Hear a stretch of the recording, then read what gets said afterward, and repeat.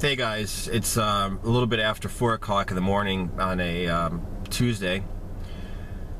I'm on the way to the gym right now, but I just wanted to stop and make a real quick video about mindset and motivation and why some people really succeed at fitness and in life, and some people don't. There's a scene from a movie, an old 80s movie, that I have no idea who was in it, what the name was, what it was about, anything. All I remember is there's one scene that I saw that just recently, it's just I realized that's realized how important it was.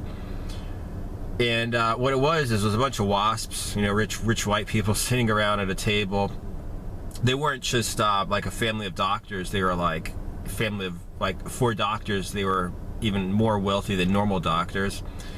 And the patriarch sitting at the end of the table, and I guess the kids are like, the daughters and boyfriends or whatever of the daughters, and young doctors going through medical school. And the old father at the end of the table, he said, I remember when I was in medical school, and my professor asked me why I wanted to be a doctor, and I said, I want to help people, and I want to, fucking serve society, and all that other bullshit, that people say when they go to medical school, I guess.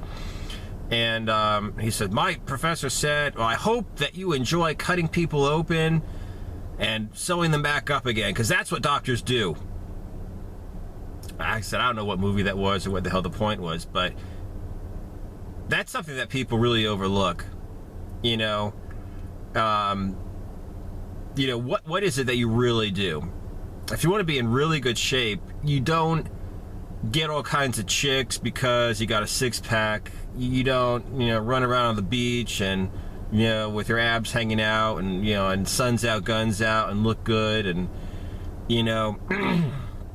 that's not what you do when, when you want to be in shape. Because none of that, keeps you in shape, and certainly none of that gets you in shape.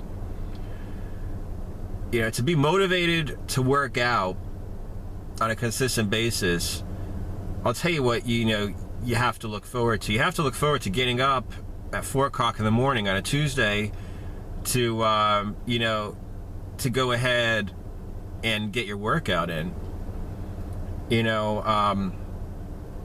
It's like, that's what you really have to do. You have to actually look forward to doing what other people try to gloss over and see as a necessary evil. I want to be in shape, so I guess I'm going to have to go to the gym. It's like, no, you have to like going to the gym. All right? You have to like getting up early to go to the gym, staying up late to go to the gym, missing out on other things to go to the gym. Another quote is like, Vitor Belfort. Right now, he's one of the older fighters. When I remember him, he was one of the younger fighters. He was like a 19-year-old guy kicking everybody's ass in the UFC.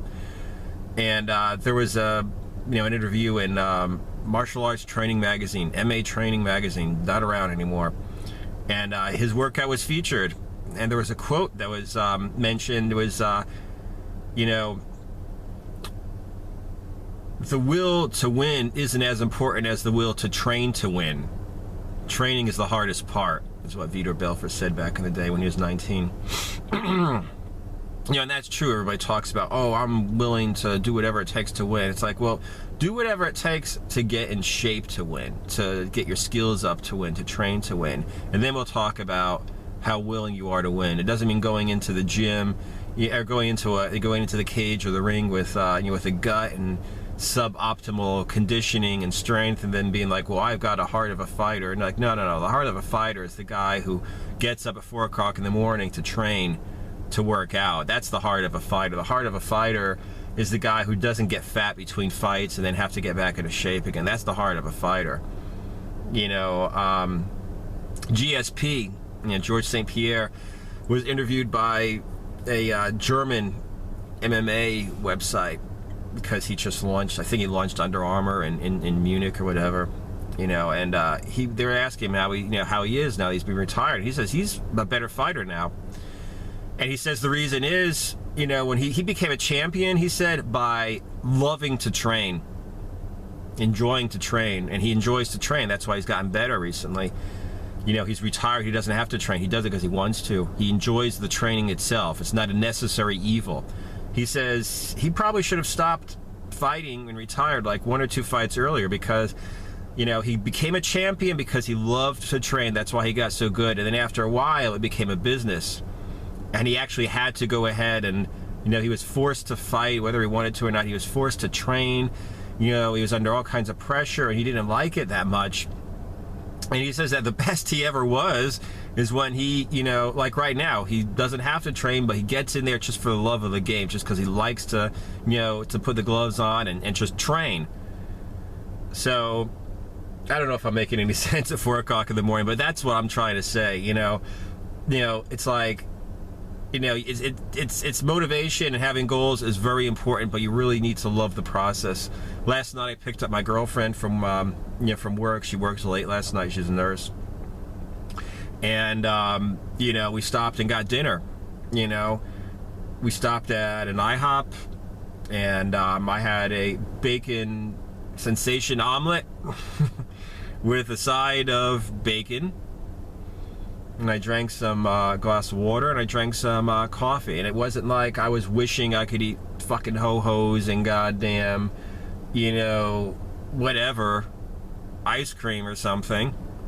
You know, I enjoyed eating the fat that's going to, you know, maintain the testosterone levels in my body, make training better. You know, I enjoyed eating the protein that's going to go ahead and, you know, and build up my muscles. I enjoyed not eating the carbohydrates that would have spiked my insulin levels, you know, that would have distracted my body from burning fat. You know, I actually enjoyed eating that. You know, it came with a side of pancakes. I had no choice. So, you know, she ordered the pancakes for me, the necessary side dish with blueberries, and she ate them. And, you know, we went home, and we sat in bed, and we watched Arrow on Netflix, you know, because I think it's just awesome. My favorite parts of the show are the training scenes, because I wish I had an Arrow cave with a salmon ladder and everything he's got.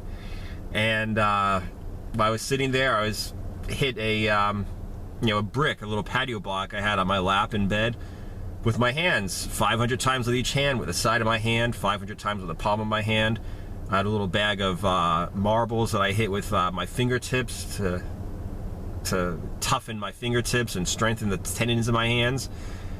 You know, and because that's, you know, I don't like, you know, getting in fights and kung fuing people. I actually enjoy, you know, training, conditioning my hands. You know, I actually enjoy, you know, eating properly. I don't force myself to eat properly. I enjoy the process. I enjoy eating properly. You know, I enjoy going to the gym and working out, not talking to people or whatever. I can't talk to people. If I'm doing intervals of jump rope this morning and I got my iPhone set, you know, I might have 15 seconds in between jump rope intervals. There's no time to sit around and talk to people and fucking flirt or bullshit with people. Now, I enjoy working out. I'm going to get there, I'm going to work out, and then I'm going to get out. You know, there is no such thing as going to the gym and just hanging out and having a good time. So, and I enjoy it. I actually enjoy pushing myself. I enjoy eating stuff that's going to help my body. I enjoy not eating stuff that's going to slow my progress. You know, I enjoy all of that. So like I said, that's basically what I'm trying to say. You know, it's important to have goals. It's important to know where you want to be. It's important to see yourself as that person when you start working out. But the fact of the matter is, if you start working out and instead of thinking about how much you enjoy the process and learning to love the process, whether it's your diet, your workouts, or whatever, you know, if you think to yourself every time you eat on your diet, like, man, I wish I was eating that, I wish I didn't have to eat this, you're not going to stay on the diet for very long. If you know, wake up in the morning resenting your workout, like, man, fuck this, it's too early, or man, I really don't want to, you know, I really don't want to do another burpee or whatever, or whatever. It's like you're not going to, you're not going to work out for very long. I don't talk a lot about it, but like I said, I do like really serious hand conditioning. The side of my hand, the palm of my hand, the fingertips, and I love it.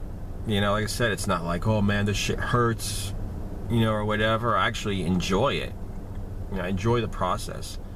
And as much as goal setting and goal having is important, a lot more important is, like I said, just enjoyment. Because convincing yourself every step of the way how much it sucks and how much you'd rather be doing something else. Do that long enough and you will be doing something else. You will not be moving towards your goals. No matter how much you want them, you'll just be like, you're right, this does suck, let's stop this. So, alright, something to keep in mind. Gotta get my workout in.